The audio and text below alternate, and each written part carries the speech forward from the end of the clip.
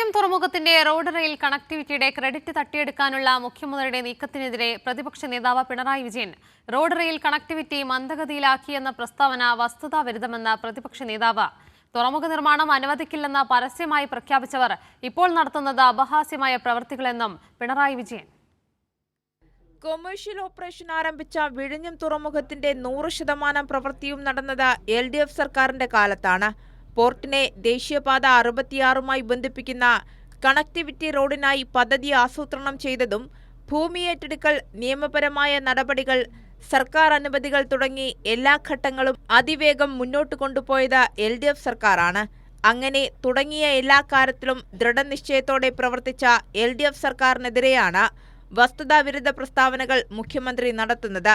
ഇത് വിഴിഞ്ഞം പദ്ധതിയുടെ ക്രെഡിറ്റ് തട്ടിയെടുക്കാനുള്ള മുഖ്യമന്ത്രിയുടെ വില കുറഞ്ഞ രാഷ്ട്രീയ അഭ്യാസമാണെന്ന് പ്രതിപക്ഷ നേതാവ് പിണറായി വിജയൻ കുറ്റപ്പെടുത്തി.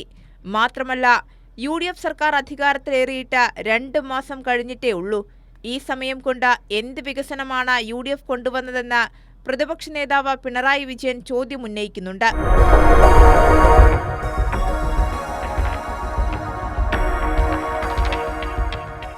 2022 ഏപ്രിലിൽ പദ്ധതിക്കായി ഭൂമി ഏറ്റെടുക്കൽ നടപടിയുടെ വിജ്ഞാപനം സർക്കാർ പുറത്തിറക്കി. 2024-25 സാമ്പത്തിക വർഷത്തിൽ ഭൂമി ഏറ്റെടുക്കലിന് 11 കോടി രൂപ സർക്കാർ അനുവദിച്ചു. തുടർന്ന് ഫണ്ട് VISLന് നൽകുകയും ചെയ്തു. 2024 ജനുവരിയിൽ പദ്ധതിക്ക് അന്തിമ അനുമതി ലഭിച്ചു. അനുമതി ലഭിക്കുമ്പോൾ ആകെ വേണ്ടിയിരുന്ന 42 സെന്റിൽ 35.81 സെന്റ് ഭൂമിയും LDF സർക്കാർ ഏറ്റെടുത്ത് കഴിഞ്ഞിരുന്നു. ബാക്കിയുള്ള ഭൂമി ഏറ്റെടുക്കലിനും അനുമതികൾ നൽകുന്നതിലും കാലതാമസം വരുത്തിയത് നാഷണൽ ഹൈവേ അതോറിറ്റിയാണ്. ഇത് പകൽ പോലെ വ്യക്തമായ വസ്തുതയുമാണ്. ജനങ്ങൾക്ക് മുന്നിലുള്ള ഈ സത്യങ്ങളെയാണ് വ്യാജ പ്രചരണങ്ങളിലൂടെയും കള്ളപ്രസ്താവനകളിലൂടെയും മുഖ്യമന്ത്രി മാറ്റാൻ ശ്രമിക്കുന്നത്.